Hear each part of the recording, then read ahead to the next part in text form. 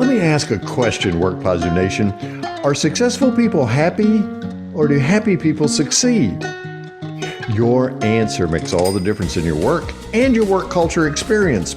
My guest today on the Work Positive podcast in this episode will ignite your happiness, which tells you how he answers that question. Keep listening to find out how you can realize your best possibilities at work and everywhere else. Welcome to the Work Positive podcast with your host, executive coach and culture architect, Dr. Joey Faucette. Discover strategies and tactics that work positive as Dr. Joey talks with industry leaders who create a positive work culture that attracts top talent and reduces team turnover. Discover how you can create a work positive culture that increases productivity and profits.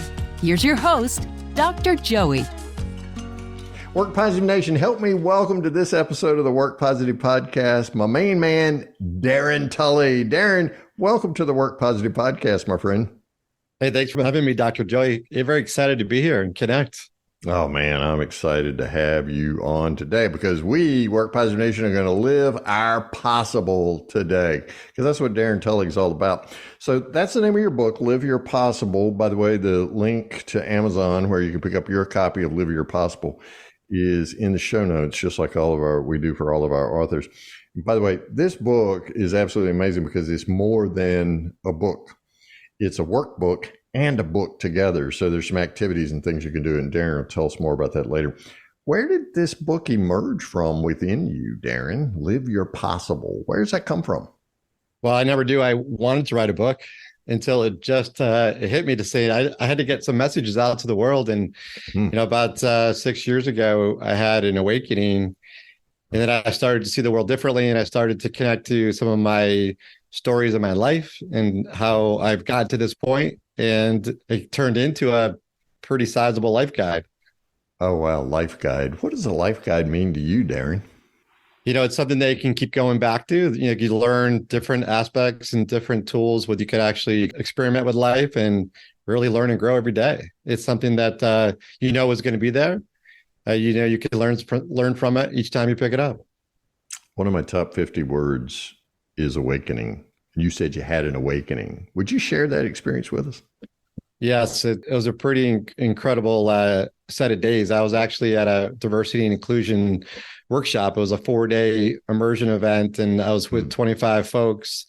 I was one of 5 white male leaders, and there were 20 other diverse colleagues that were there. And we were in the second day, and we were going through getting to know each other, connecting on what gets us excited, what are we motivated by, what do we love to bring to work, what's going on in our communities, where do we come from.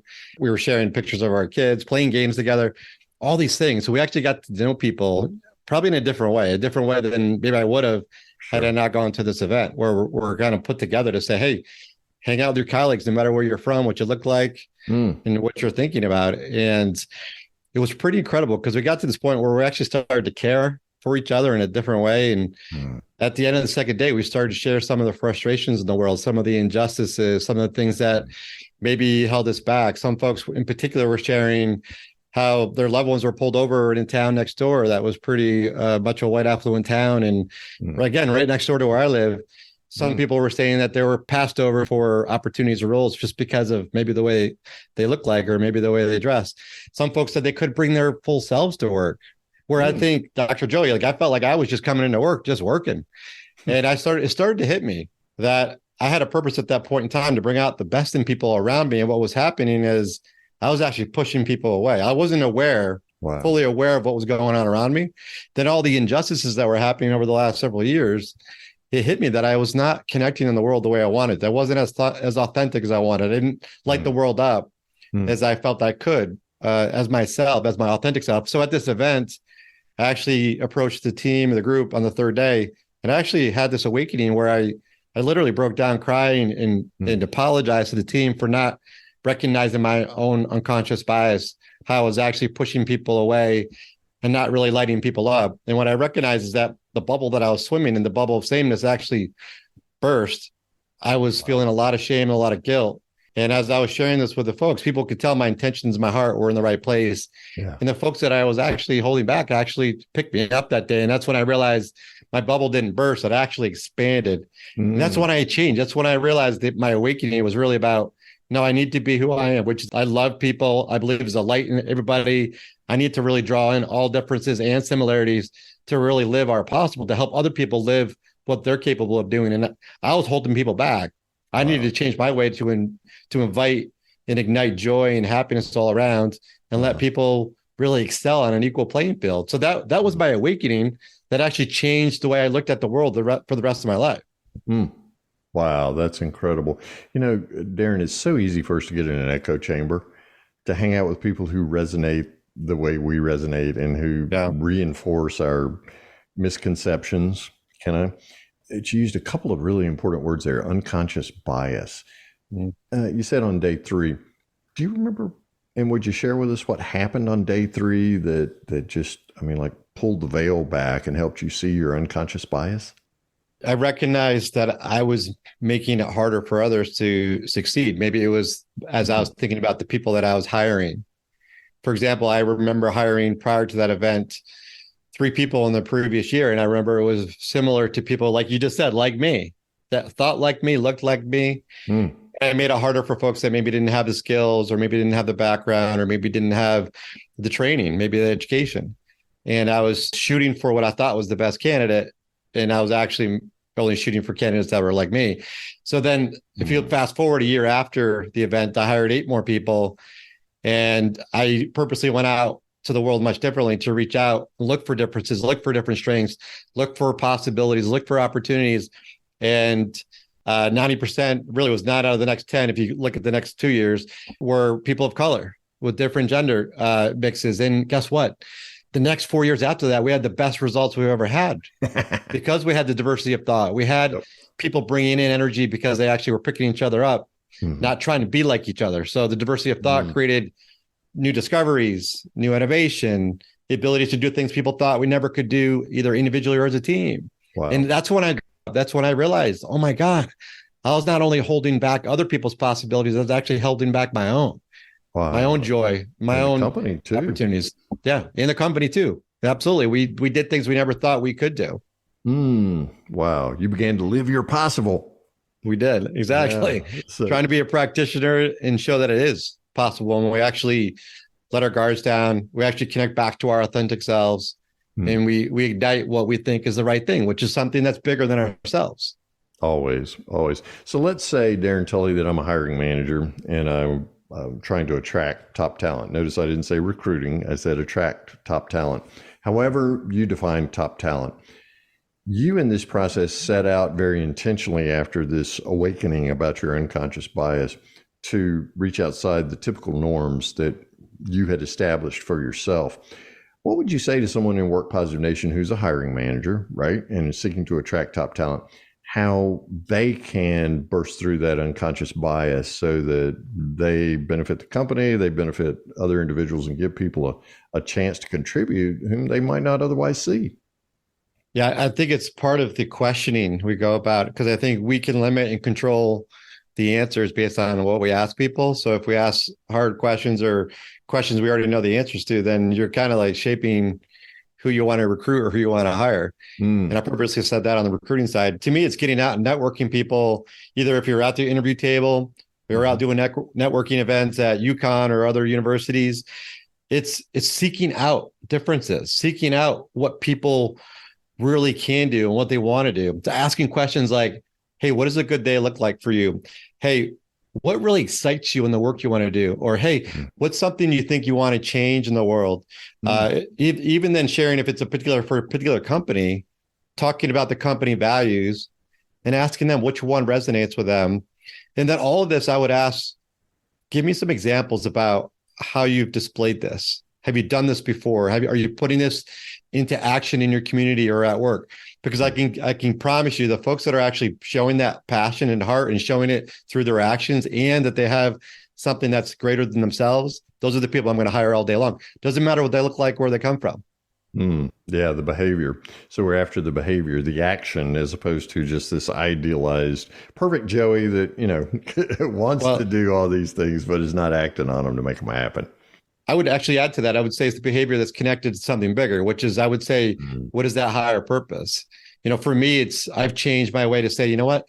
I do think we could put each other on an equal playing field and get each other to understand we all are possible. We have to allow ourselves to be our most authentic selves.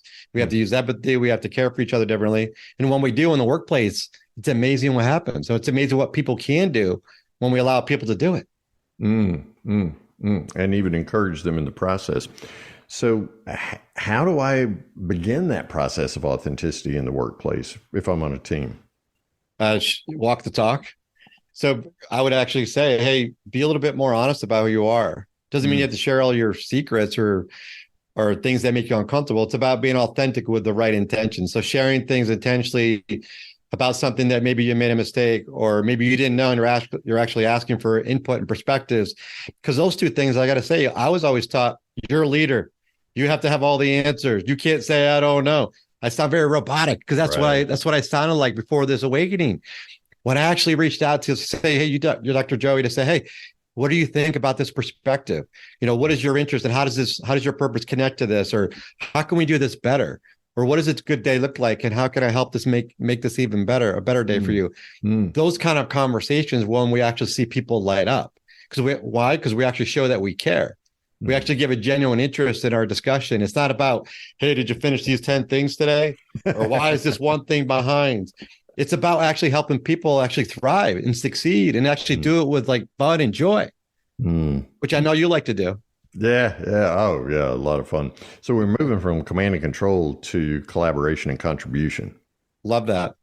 Yeah. Absolutely. Yeah, exactly. So that sounds warm and fuzzy, and there's a part of me that really likes it. But somebody listening to this podcast right now is saying, hey, guys, come on. How's that going to contribute to the bottom line? Talk about that a little bit for us, Darren. Yeah, that's a great question because I was one of those people.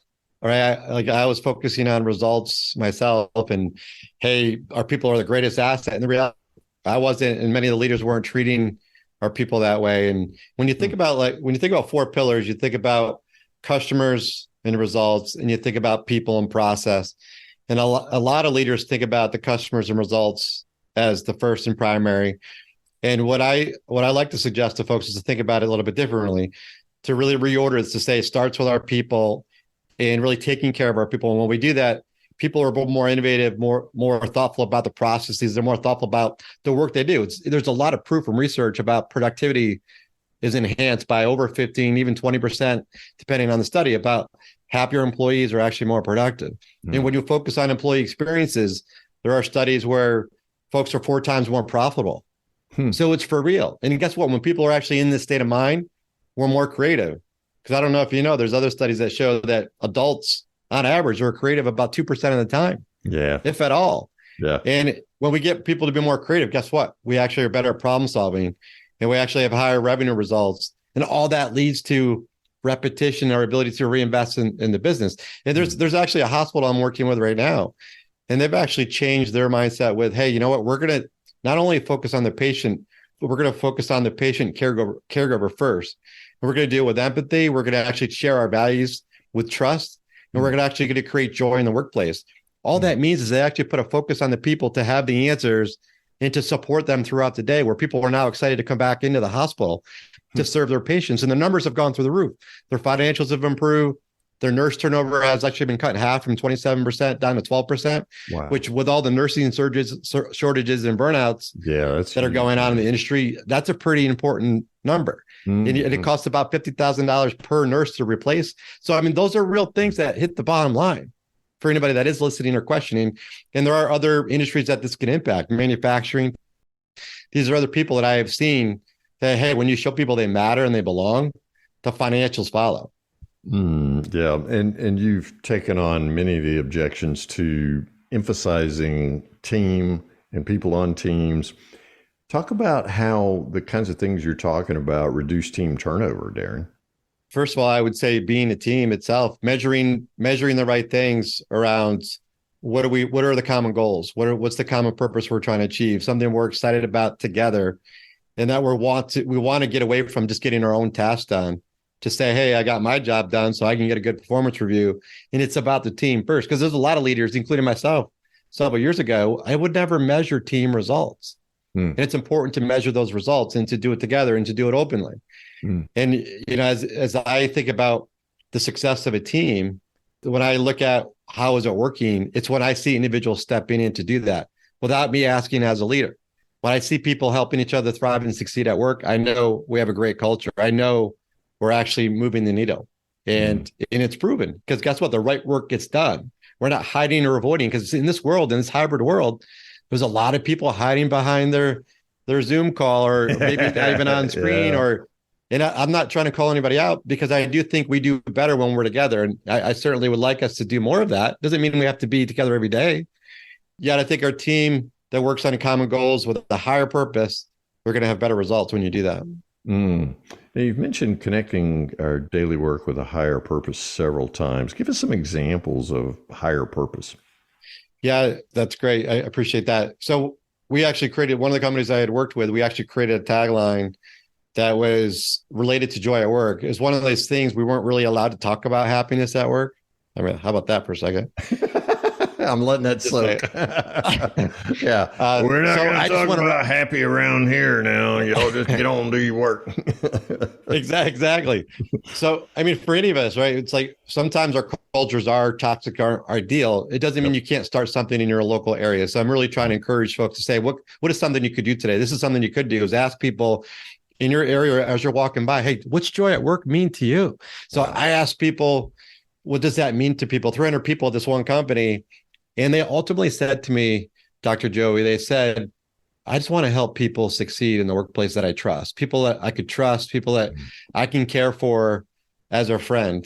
I mean, that's it. They weren't looking for, I don't know, ping pong tables or granola, an extra break room, Starbucks, and right, or massages at lunch. All those would be nice. Like, happiness, that's a small quotient of what part of our quotient that actually contributes to happiness. It's actually the action of how we work together in the workplace that actually drives our joy at work. So we actually had this tagline that said, hey, let's help each other thrive and succeed at work. So the higher power, the higher meaning was something beyond my own work task. So someone is out sick, and we know there's some important material that has to go out to a client, or as we're onboarding, let's say, and it has to go out today because that's the right thing and what we've committed to. Sure. Am I going to let that sit, or am I going to step in and get that done? It doesn't matter what level you are. You're going to go in and make that happen, because we're trying to make our customer happy, because that's ultimately what's going to allow us to get more business. It's going to allow us to invest more into our business place. So it just goes on and on. And so all the work we do, the onboarding, the training and development, the recognition programs, the transformational work. So the products we're trying to do to enhance continuous improvement around the margins, either expense, process efficiency, whatever it is, we're doing this as a team. We're not just doing individual tasks. We're actually doing this together. And that's what I mean. It's for the bigger and greater purpose of our group. Yeah. And we want that, I think, as a part of our desire for belonging. We want that connection with others. Exactly. And then that equity of exchange around what am I doing daily that contributes to that higher purpose, that greater good, the company mission, if you will. So, team and the company, and I really need to see that connectedness between those two things in order to be at my best. Darren Tulley is my guest on this episode of the Work Positive Podcast. Hey, while you're listening, go to his website right now, Ignite Happy. I mean, I just want to sing that, Ignite Happy, but I won't do that. IgniteHappy.com. And we'll get back with you on the song lyrics there, Darren. You can help us write the music or something. IgniteHappy.com. That's where you want to be right now as you're listening to this podcast. Also, in the show notes, Live Your Possible.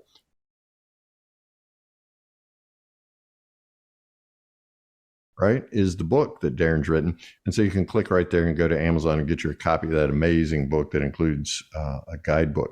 All right, let's talk about something that you write about in the book, Darren, and that is the path of possibility. Describe the path of possibility for us. It's an acronym that's really POP for folks that like the word pop. Yeah, I may be one of those people, since my 3-year-old granddaughter calls me Pops, right? Yeah, I love the connection. Yeah, really. Which is fantastic. It's the path of possibilities. It's an acronym that spells out possible, and 8 steps in the book. There are 8 sections of the book in particular where I'm helping people go through different steps to actually create this possible mindset. And it's really based and rooted in happiness and inclusion, knowing that joy can allow us to slow down and calm our minds so we could actually take in and be more inclusive of our surroundings and what's happening in life. And when we do that, we follow these 8 steps. And as we talked about this being a life guide, you might already be pretty good at some of these steps. So it might be one of these things you just go in and pick the one that you want to work on. Like the first one is purpose-driven beliefs, for P for possible. And it's really about setting that higher level. What is that belief? What is that purpose? What's that one word? What's the statement? Whatever it is for you that you can connect to, because you'll start to see it in the world. You start to take the right actions. You'll actually be more open to what's going on around you. And I like to have fun with this about saying, invite the world in, like make this an inviting belief, like invite it in. Because this is something I had to learn the hard way. I wasn't inviting differences and I wasn't being as open-minded as I could have been. And when I started to do things, things started to pop all around me, which is, again, part of the whole acronym here. So absolutely. Yeah, I love it. I love it. So this path possibility has 8 steps, and we can read all about those in the book. I know this is like asking you to choose between your children, but highlight one of those 8 steps for us.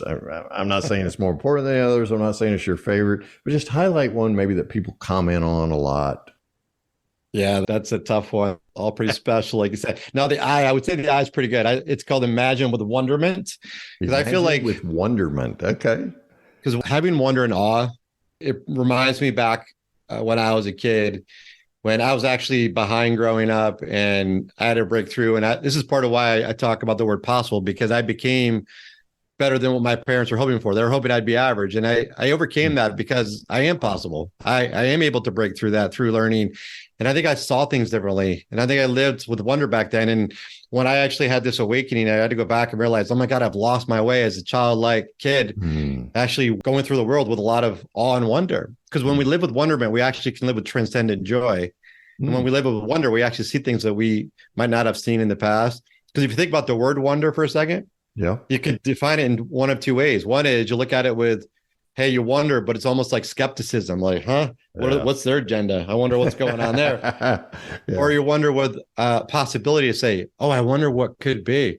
I wonder what's possible within them. And that's, if you think about kind of looking to the slant of that and everything you do in your community, at home, with your family, or at work. Hey, I wonder what's inside. What are they thinking? Well, get curious and find out. Just ask the question, right? And take it out and play with it without a preconceived notion, right? Or an agenda. Exactly. Or look out in the world, look in nature and find this one-eyed smile like I did that really helped me see things differently, like uniqueness and the value of how we all have different joy. We all bring a different perspective. I love it. I absolutely love it. Thank you so much.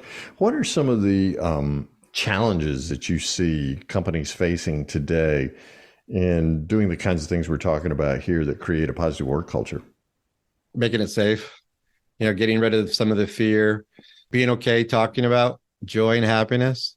Like I talked about with one of the companies I referred to. Yeah. Not allowed to be happy, and actually stepping in and actually asking people what they care about as a leader. Like, what does a good day look like? What really fires you up? Asking those questions and actually being willing to do something about it. A lot of us are afraid to ask because then we might not be able to. But the problem is it's possible to light up their day based on 1, asking, and then 2, doing something about it.